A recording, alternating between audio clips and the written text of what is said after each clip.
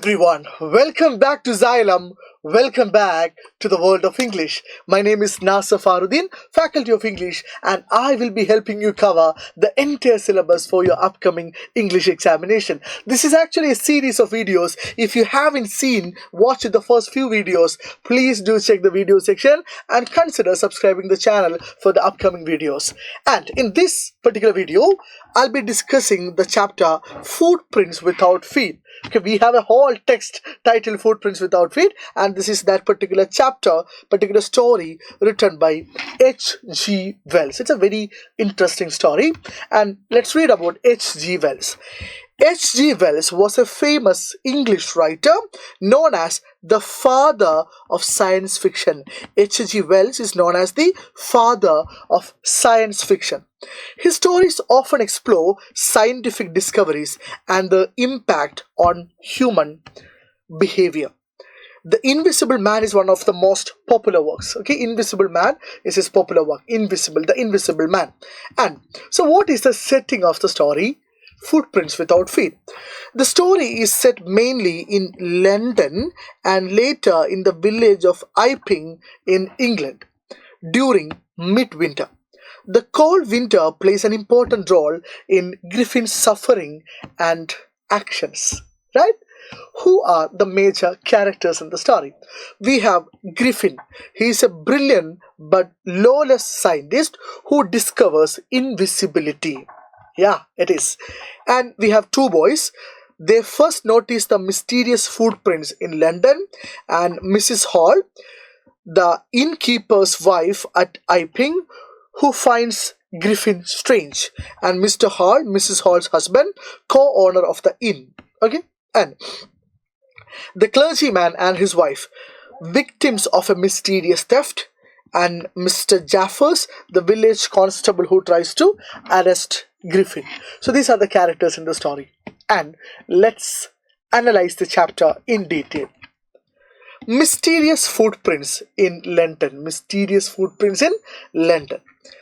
Two boys are startled. Startled means shocked and surprised. Startled means shocked and surprised to see muddy footprints on a house step in London. Muddy footprints on a house step in London. The footprints appear suddenly and move on their own. That is interesting. Coming across a muddy footprint is not strange, but that footprints was moving. The boys follow them until they slowly fade away and disappear. This is how the story begins, with an interesting beginning. Griffin's discovery of invisibility. Griffin's discovery of invisibility. The mystery is explained when it is revealed that Griffin, a scientist, has discovered how to make the human body invisible. By swallowing rare drugs, his body becomes transparent like glass, yet remains solid. Okay? And Griffin's lawless nature. Griffin, if you have a superpower, a power comes with responsibility. But here Griffin is not, showing that responsibility. Griffin's landlord tries to evict him. Griffin's landlord, the owner of his house, because he's living in a rented house and the owner is trying to evict Griffin from his house. In revenge, as retaliation, Griffin sets fire to the house. Griffin sets fire to the house. To escape unseen, he removes his clothes and becomes a homeless, invisible wanderer.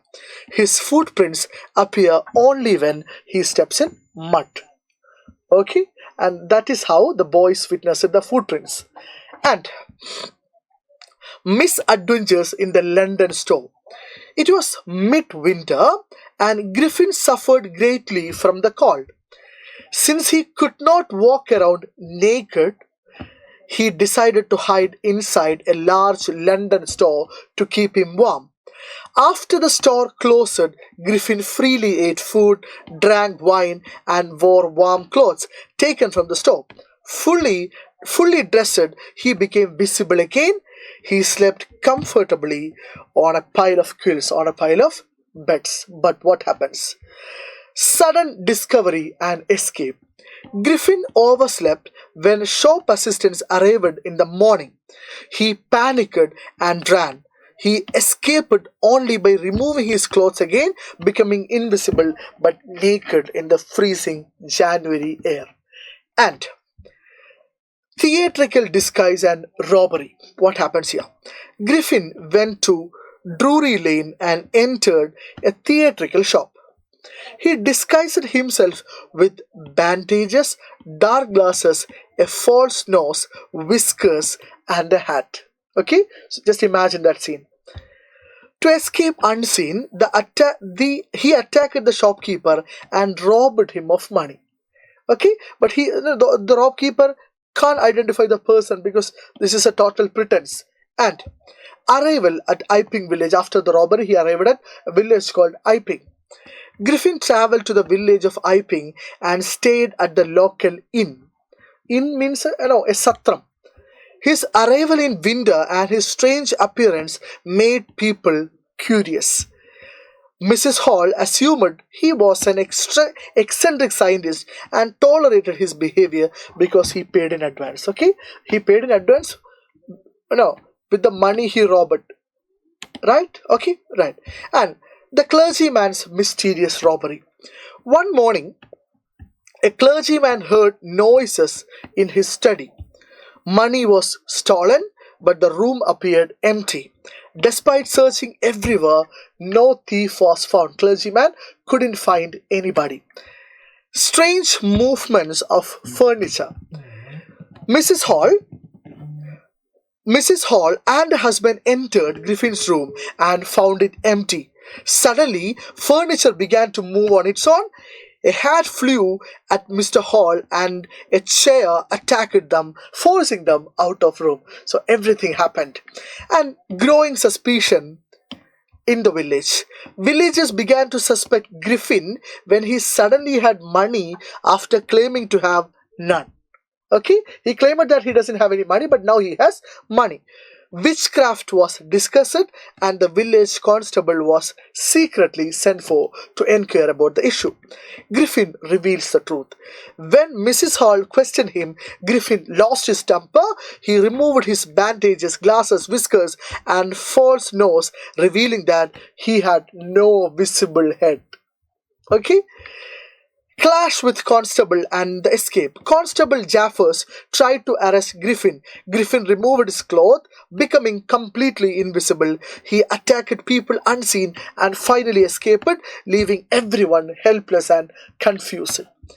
Central idea of the chapter. That's how the chapter ends. What is the central idea of the chapter? The chapter shows that scientific brilliance without moral responsibility leads to misuse, and chaos leads to problems. Griffin's lack of humanity turns his great discovery into a curse. So that's how the story ends. The story doesn't have a happy ending. Okay? This is how the story ends, and this is the idea HG wanted to communicate with us.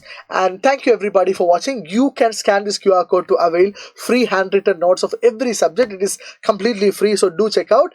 And you can check out the description box for a chapter test. I have prepared a chapter test based on the chapter we have learned this particular video, and do attempt that. And thank you everybody for watching. I'll see you in the next video. Bye.